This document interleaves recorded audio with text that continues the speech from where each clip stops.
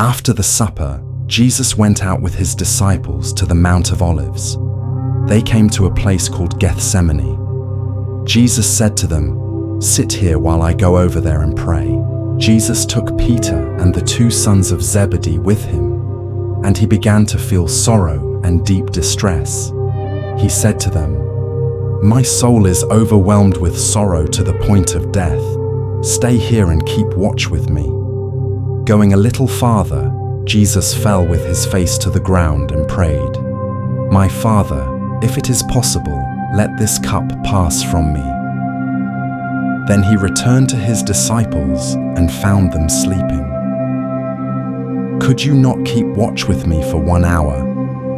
He went away a second time and prayed, "My Father, if this cannot pass unless I drink it, may your will be done."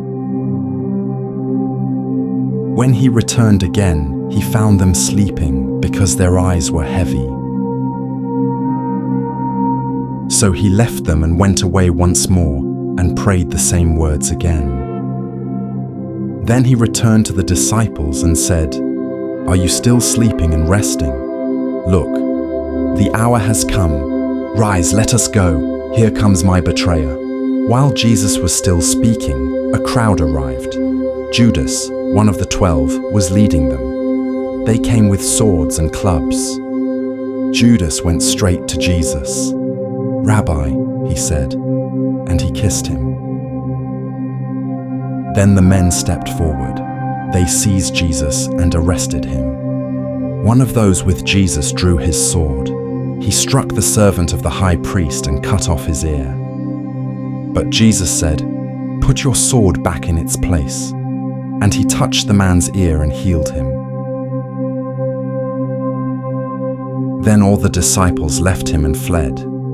Those who had arrested Jesus took him to the house of the high priest. The teachers of the law and the elders had gathered there.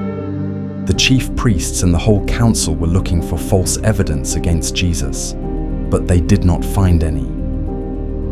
Then the high priest asked him, "Are you the Messiah, the Son of God?"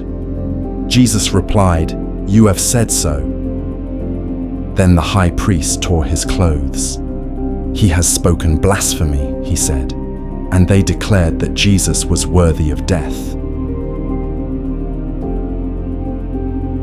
Then they spit in his face and struck him with their fists. Others slapped him and said, "Prophesy to us, who hit you?" Meanwhile, Peter was sitting outside in the courtyard. A servant girl came to him and said, "You also were with Jesus of Galilee." But Peter denied it before them all. "I do not know what you are talking about," he said. A little later, someone else saw him and said, "You are also one of them." But Peter replied, "I am not." After a while, another person insisted, "Surely you are one of them. Your accent gives you away."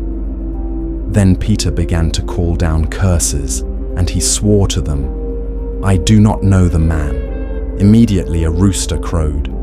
Then Peter remembered the words Jesus had spoken, and he went outside and wept bitterly. Early in the morning, the chief priests and the elders made their plans. They bound Jesus, led him away, and handed him over to the governor. The governor was Pontius Pilate. Pilate asked him, "Are you the king of the Jews?" Jesus replied, "You have said so." The chief priests began to accuse him of many things, but Jesus made no reply. When Pilate heard that Jesus was from Galilee, he sent him to Herod Antipas. Herod and his soldiers mocked him. They dressed him in an elegant robe and sent him back to Pilate. At the festival, the governor was accustomed to release one prisoner. The crowd gathered before Pilate. Pilate asked them, "Which one do you want me to release to you?" The prisoner was Barabbas, but the crowd shouted louder, "Barabbas! Release Barabbas!" Pilate said to them, "What shall I do then with Jesus, who is called the Messiah?" They all answered, "Crucify him! Crucify him!" When Pilate saw that he was getting nowhere, he took water and washed his hands before the crowd. "I am innocent of this man's blood," he said.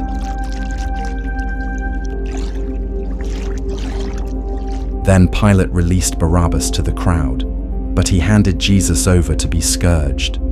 The innocent one stood in silence as he was beaten for the sins of the world. The soldiers twisted together a crown of thorns and placed it on his head.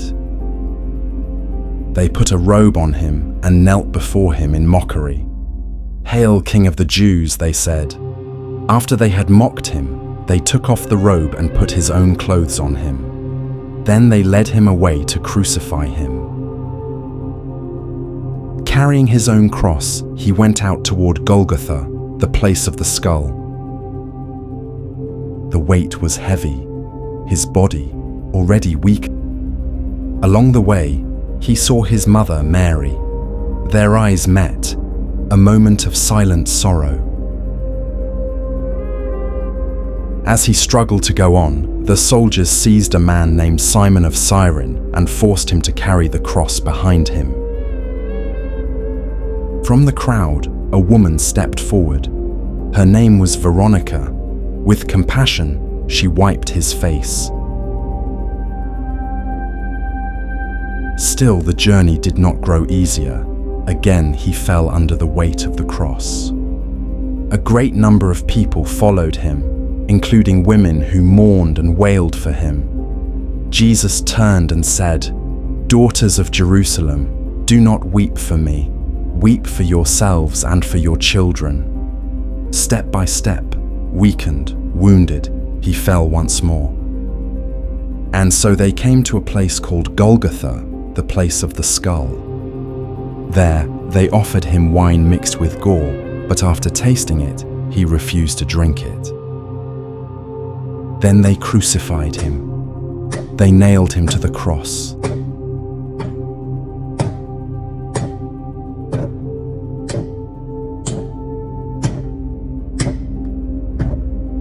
And raised him up. There before the world, the Son of God was lifted high. Below, the soldiers divided his clothes, casting lots. Above his head, they placed the charge, "This is Jesus, the King of the Jews." 2 criminals were crucified with him, one on his right and one on his left. And the people stood watching, some mocking, some shaking their heads. "He saved others," they said, "but he cannot save himself." Yet even then, Jesus said, "Father, forgive them, for they do not know what they are doing."